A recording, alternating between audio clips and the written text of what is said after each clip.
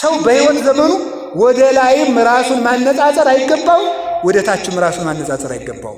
ማርያም እንዲህ ነበር የምታደርገው። እኛም ይላል ደግሞ ወይ ጥጋ ምን ያስጨንቃል? እግዚአብሔር በሰጠህ ነገር ከብረህ ኑር። በሰው ፊት እንዲህ ያለን ደምቀን በእግዚአብሔር ፊት ከቁራ የጠቆርን አይደለምን? የእኛ በደል የማያደፈርሰው የንጽህና ባሕር ነው እግዚአብሔር። እነሱ ንጹሕ ሆነው ቢኖሩ ኃጢአት በሌለበት ዓለም ነው። ድንግል ማርያም ንጹሕ ሆና የኖረችው ግን ጉድለት በበዛበት ዓለም። ጳጳሳቱ ወድቀዋል፣ ካህናቱ ረክሰዋል። ስለዚህ ከቤተ ክርስቲያን ውጡ የሚል ቡድን አሁን ተያይዟል። የእኛ ኃጢአት እንደተስቦ በሽታ በቡራቻችን በኩል ወደ እናንተ የሚተላለፍ አይምሰላችሁ። ከዓለም ላይ ምን ይላል? ቅዱስ አትናቴዎስን ሰዎች ሄደው እንዲህ አሉ፣ ዓለሙ እኮ ጠላህ አሉት።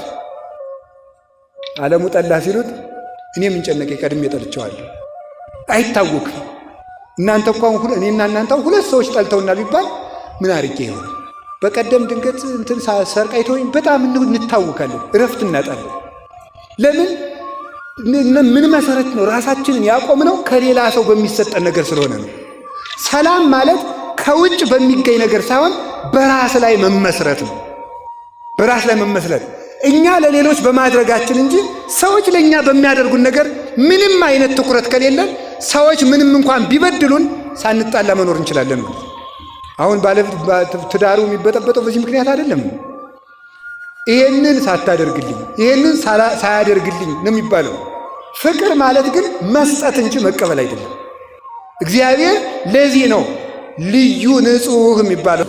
ልዩ ንጹሕ የሆነ እግዚአብሔር ለዚህ ነው ዓለም ሁሉ ሲበድል እሱ የእኛ በደል የእሱን ባሕርይ ለውጦበት ማያትን ከማፍሰስ እንደገና ደግሞ ነፋሳትን ከማንፈስ ብርሃናትን ከማመላለስ በዝናብ ከማብቀል በፀሐይ ከማብሰል የማይለወጥበት ምክንያት በዚህ ምክንያት ነው። ኮብልለን ስንመጣ ሳይለወጥ አባትነቱን የምናገኘው ከዚህ የተነሳ ነው። ልዩ ንጹሕ ስለሆነ በእኛ ርኩሰት ስለማይበረዝ ማለት ነው። እኔን በድላችሁ ስትመጡ ተበርዤ ታገኙቻላችሁ። እግዚአብሔርን ግን በድላችሁ ስትመጡ ሳይበረዝ ታገኙታላችሁ። ልዩ አባት ነው። የእኛ በደል የማያደፈርሰው የንጽህና ባሕር ነው እግዚአብሔር። ሰው ከሌላ ካልተቀበለ ከብሮ መኖር አይችልም። እግዚአብሔር ግን በባሕርይ አሁን በሊቅነቱ ሰው ይከብረ ታምርሃው አብሮ ተፈጥሯል። እውቀት ቅዱስ ጳውሎስ እንዲህ አለ፣ ምን ጥብቀ ዘይነሳይከም ካልከ ከሌላ ያልተቀበልከው ምን አለ? እውቀቱን ተቀብለው ነው፣ ሀብቱን ተቀብለው ነው፣ ጤናውን ተቀብለው ነው፣ ክብሩን ተቀብለው ነው፣ ዝናውን ተቀብለው ነው። በቃ ሁሉን ነገር ተቀብለው ነው። የራስህ ባልሆነ ነገር ይውላችሁ ሰው ልመካ ካላችሁ የራስህ ነገር ካለ ኩራ ብለን እንመልስለታለን። አለህ ነው። ነፍስና ሥጋ እንኳን ያንተ አይደለም።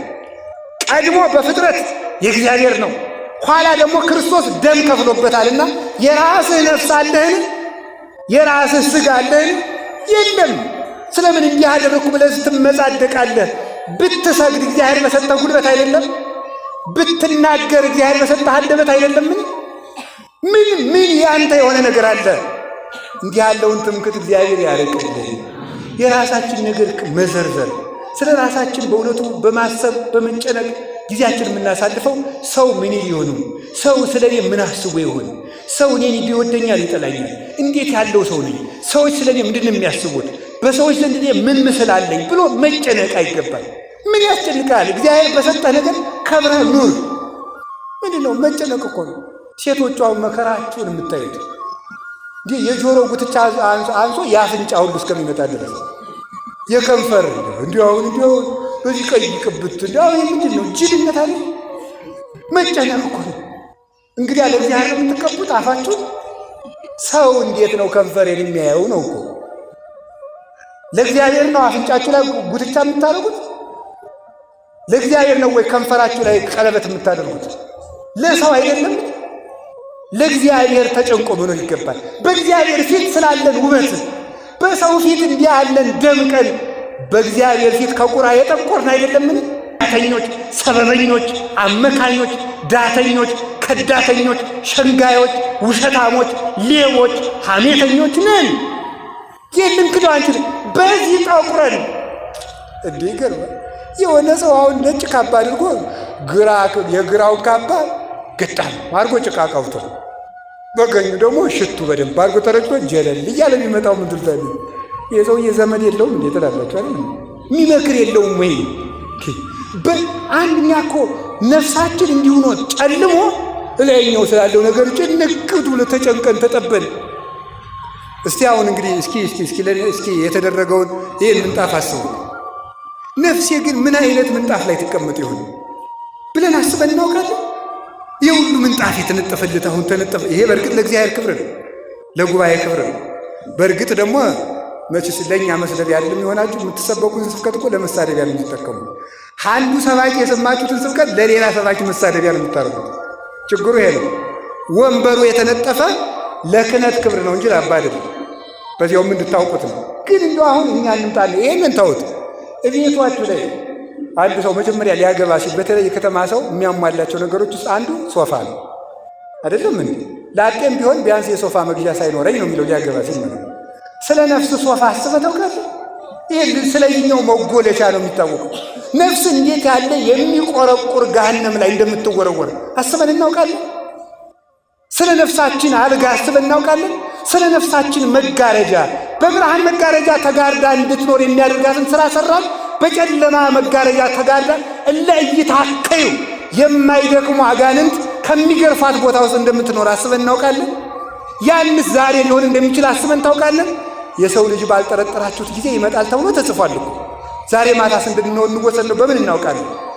እና ወገኖቼ ከሌላ ያገኘነው ነገር እንጂ የራሳችን ነገር ስለሌለ መመካቱን ትምክቱን በእውነቱ እግዚአብሔር ያርቅልን። እንደ ትዕቢት ያለ እንደ ኩራት ሰው በሕይወት ዘመኑ ወደ ላይም ራሱን ማነጻጸር አይገባው፣ ወደ ታችም ራሱን ማነጻጸር አይገባው። ይሻላል እንዲያው ከነሱ አለመመንኮስ ይሻላል። በምንድን ነው የምትሻሉት? እንዲያው መነኩሴ እኮ ሰኞ ቢስት ማክሰኞ ደግሞ ያለቅሳል። እንዲያው በምን ትሻላላችሁ? በምንም አትሻሉ። አንድ መነኩሴ ምን ይላል? እንዲያው በዘኮነኮዊ ነው ይሄ ይስ መነኩሴ ይላል። እንዲያው ምንም በላይ እንዲያው መነኩሴ ይሻለኛል እውነታቸው ነው። እንዲያው እኔም መነኩሴ ስለሆንኩ መነኩሴን አላጣጥልም። ስለዚህ ምንድን ነው ወደ ላይ አሁንማ ከጳጳሳት ሁሉ እኩል መሆን ጀምራቸዋል እኮ። ከፓትርያርኩም ማነጻጸር ጀማምራቸዋል እኮ ማለት ነው። ማነጻጸር ደግሞ ጭራሽ ከእመቤታችንም ያነጻጽሩ አሉ። ማርያም እንዲህ ነበር የምታደርገው እኛም ይላል ደግሞ ወይ ጥጋ። ስለዚህ ራሳችን ማነጻጸር ሙልጭ አድርገን መሳደብ የስድብ ሰማዕታት እኮ ነን እኛው። እዚህ የስድብ አክሊል ልትቀበል የስድብ አክሊል ሊያቀዳጅ ክርስቶስ ተሳድበን ይልቁንስ ስድቡን ተውና ስራ ብትሰሩ ይሻላቸዋል። መድኃኔ ዓለምን ሊያሳልፍ ሲመጣ ምን ሥራ ሰራህልኝ ነው እንጂ ጎሸኔ ልጅ ሊቀ ጳጳሱን አጥረገረክልኝ ብሎ ሊሸልም መስሏል። በስድብ አክሊል ልትቀዳጁ ነው። ስለዚህ ኩራታችን ትተን ወደ ላይ ራሳችን እንዲያነጻጸር ብድግ ብሎ አሁን ከዳተኛ ትውልድ ተነስቶ አይደለም። ጳጳሳቱ በሙሉ ወድቀዋል፣ መነኮሳቱ ወድቀዋል፣ በርኩሰት ተይዘዋል፣ አጋንንት አለባቸው፣ የ666 ተከታይ ናቸው። ስለዚህ በቃ እኛ የተሻለ ትውልድንን ልብሱን ካለበሳችሁ ሰይጣን የእኛን ፈተና አይፈትናችሁ። በምን ታውቁታላችሁ? እነዚህ ሊቃነ ጳጳሳት እኮ ስንት ዓመት ተፈትነው ነው። እኔ ጳጳሳት ልካውኝ እንደምናገር እንዳይመስላችሁ፣ እውነቴን ነው። ነገ የሚፈረድብንን ነገር ነው የሚነግራችሁ። እንዲሁ ምን አለ እኔ ክፉ ነኝ ማለት እንጀምር እስቲ። ሁላችሁ እኔ ክፉ ነኝ በሉ። እኔ ክፉ ነኝ ካልን ቅዱስ ጳውሎስ እንዲህ አለ፣ ለመኮነነ ርዕሰነ እሚተኮነነ፣ በራሳችን ላይ ብንፈርድ ባልተፈረድብን ነበር ብሎ እንደተናገረ። እንግዲህ በመጨረሻ ስናገር ልዩ ንጹሕ እግዚአብሔር ነውና ሰው ሲወድቅ ሲነሳ ነውና ልዩ ንጹሕ ማን ነው በሉ ንገሩኝ። ጳጳሳቱ ወድቀዋል፣ ካህናቱ ረክሰዋል። ስለዚህ ከቤተ ክርስቲያን ውጡ የሚል ቡድን አሁን ተያይዟል። ቀይ ቢጫ አረንጓዴ ባንዲራ እያሳቀለ የኢትዮጵያ ትንሣኤ ተቃርቧል የሚል የመንደር አውደልዳይ በስቷል። አሁን እኛስ ቢሆን ጳጳሳት አይሰናከሉም ብለናል። ዲያቆኑ ሲጸልይ ምንድን ያለ? መሐሮሙ ጊዜው ወተሳሃሎሙ ለሊቃነ ጳጳሳት። ደግነቱ እናንተ እንግሊዘኛ እንጂ ግዛ አሰሙ። ቅዳሴው ላይ ምንድን ነው የሚለው? አቤቱ ሊቃነ ጳጳሳቱን ማራቸው። እስኪ በሉ። ድሮስ ላይበድሉ ነው እንዴ? እማይበድልማ እግዚአብሔር ብቻ ነው። ንጹሕማ እሱ ብቻ ነው። ግን የሚበድሉ ቢሆን እንኳን እነሱ ቢበድሉ እኛ ብንበድል ካህናት ብንበድል ክህነቱ አይበደልም፣ ቆቡ አይበደልም፣ አስኬማው አይበደልም፣ መስቀሉ አይበደልም፣ ቅዳሴው አይበደልም፣ ማኅሌቱ አይበደልም፣ ስርዓቱ አይበደልም፣ ፍትሐቱ አይበደልም፣ ክርስትናው አይበደልም። ምን ማለት ነው? እግዚአብሔር ለእናንተ የሚሰጠውን መግቦት አያቋርጥባቸው። የእኛ ኃጢአት እንደተስቦ በሽታ በቡራቻችን በኩል ወደ እናንተ የሚተላለፍ አይምሰላችሁ። ኋላ የምንቀጣበትን እንቀበላለን። ይህን ማወቅ አለብን። ድሮስ ቢሆን አሁን ብዙ ካህናት እየተሳሳቱ ስለሆነ አሁን ቤተ ክርስቲያን እንዴ እኔ ድሮስ ቢሆን የማይሳሳት ጳጳስ ነው እንዴ የምከተለው? የማይሳሳት መነኩሴ ነው የምከተለው? የማይሳሳተውን ክርስቶስን ነው የምከተለው። ማንን ነው የምከተል በሉት ሁላችሁ? ልዩ ንጹሕ። ለዚህ ነው ልዩ ንጹሕ ያለው እግዚአብሔር እሱ ነው። ከሊቃነ ጳጳሳት እሱ ንጹሕ ነው። ከነቢያት ይልቅ እሱ ንጹሕ ነው። ከሐዋርያት ማኅበር ንጹሕ ነው። ከሌላው መኑ ይመስለከ እምነ አማልክት እግዚኦ፣ አቤቱ ከአማልክት እንዳንተ ያለ ማን ነው? ከጣዖታት አማልክት ሳይሆን ከአማልክት ዘበጸጋ እንዳንተ ያለ ማን ነው? ማንም የለም። እንኳን እሱ እናቱን ምንድን ነው የምንላት? ደስ ስለሚል ልንገራቸው።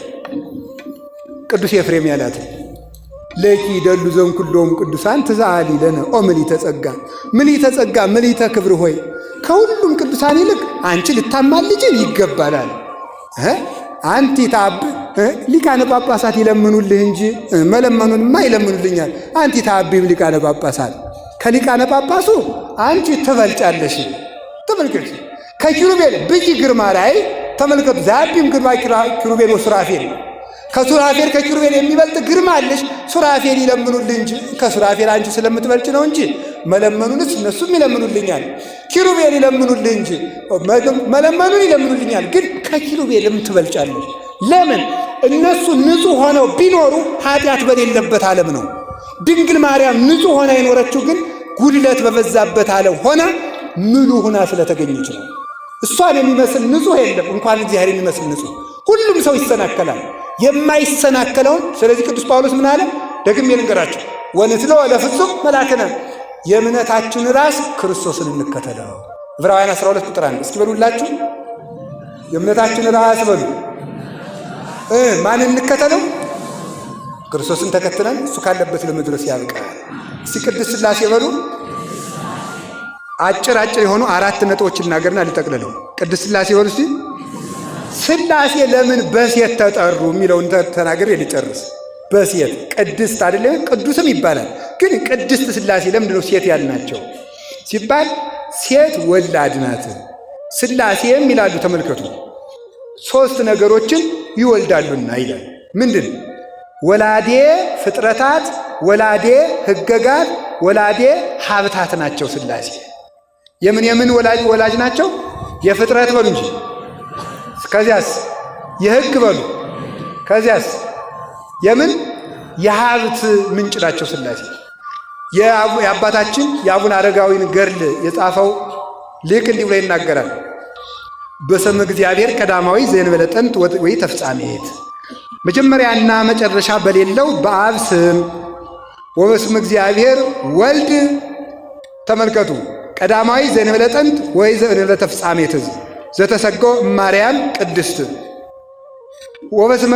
ተመልከቱ፣ ከእመቤታችን ከቅድስት ድንግል ማርያም ሰው በሆነ መጀመሪያና መጨረሻ በሌለው በወልድ ስም በስመ እግዚአብሔር መንፈስ ቅዱስ ቀዳማዊ ዘእንበለ ጥንት ወይ ተፍጻሜት ዘነበበ በነቢያት እምቅድመ ይረድ ላይ ለሐዋርያት፣ በሐዋርያት ላይ ከመውረዱ በፊት በነቢያት ትንቢት ባናገረ መጀመሪያና መጨረሻ በሌለው በመንፈስ ቅዱስ ስም ይልና ምን ይላል? ነዋ ሥላሴ። ተመልከቱ፣ ዘይሴለሱ በአካላት ወይትወሃዱ በመለኮት ዘይነቅም እምኔሆሙ ጸጋ ወሀብት አሜን ብሎ ገድሉን ይጀምራል። ነዋ ሥላሴ ዘይሴለሱ በአካላት ወይትወሃዱ በመለኮት፣ በሦስትነት አንድ የሚሆኑ በጌትነት አንድ የሚሆኑ። ተመልከቱ፣ ሥላሴ እነሆ ዘይነቅም እምኔሆሙ ጸጋ ወሀብት፣ ጸጋና ሀብት ከነሱ የሚገኝ ሥላሴ እነሆ። ከእናት ማኅፀን ልጅ እንዲገኝ ሀብት ሁሉ ከሥላሴ ይገኛል። እስቲ ሀብት ሁሉ በሉ። ከምን ይገኛል? ከሥላሴ ይገኛል። ከዚያስ ተመልከቱ፣ ሀብትን ይወልዳሉ። ሀብት ብዙ ነው። ሀብተ ትንቢት፣ ከዚያስ ሀብተ በገና፣ ሀብተ ፈውስ፣ ሀብተ መንግሥት፣ ሀብተ ክህነት፣ ሀብተ ትርጓሜ፣ ሀብተ መዊ፣ ሀብተ እንብ ወይም ደግሞ የእንባ ጸጋ፣ የጸሎት ጸጋ፣ የምስጢር ጸጋ፣ የማጥናት ጸጋ፣ የመተርጎም ጸጋ፣ የመፈወስ ጸጋ፣ ብዙ ሀብት አለ። የማገልገል ጸጋ፣ የተልእኮ ጸጋ፣ ብዙ ሀብት አለ። ይህ ሁሉ ከሥላሴ ይገኛል። በምን ይሰጠዋል ሲባል እንደ ሃይማኖቱ ጽናት፣ እንደ አእምሮው ስፋት ይላሉ ሊቃውንቱ። እንደ ሃይማኖቱ ጽናት በሉ እስቲ። እሺ